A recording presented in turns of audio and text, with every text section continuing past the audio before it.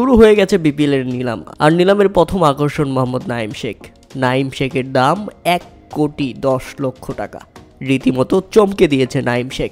নাঈম শেখের জন্য নিলামে আগ্রহ প্রকাশ করেছিল সিলেট, রংপুর ও নোয়াখালী। 3 দলের লড়াই শেষ পর্যন্ত চট্টগ্রাম রয়্যালস 1,10,00,000 টাকায় তাকে দলে ফিরিয়ে নিয়েছে।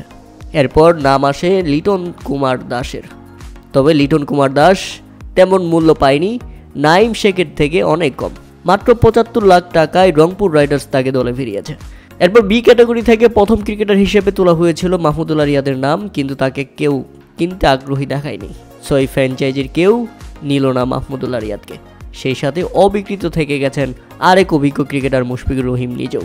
দুইজনেরই ভিত্তিমূল্য ছিল 35 লাখ টাকা। এদিকে চট্টগ্রামের শরীফুল ইসলাম, বি ক্যাটাগরি থেকে দ্বিতীয় নাম ওঠা শরীফুল ইসলামের, তাকে নিতে আগ্রহ দেখায় চট্টগ্রাম রয়্যালস ও নোয়াখালী এক্সপ্রেস। তবে তার ভিত্তিমূল্য ছিল 35 লাখ রুপি।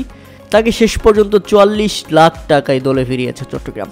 তাওহিদ হৃদয়কে 92 লাখ টাকায় দলে ফিরিয়েছে রংপুর রাইডার্স। এদিকে শামীম হোসেন পাটোয়ারিকে 56 লাখ টাকায় দলে ফিরিয়েছে ঢাকা ক্যাপিটালস।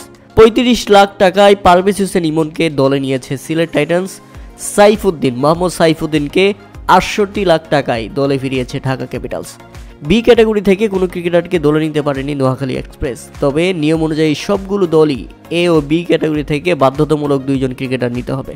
নিলামে ওঠা তাই তো শেষ 2 ক্রিকেটার জাকির আলী অনিক এবং মাহিদুল ইসলাম অঙ্কুলকে ভিত্তিমূল্য 35 লাখ টাকায় দলে নিতে বাধ্য হয়েছে নোয়াখালী এক্সপ্রেস।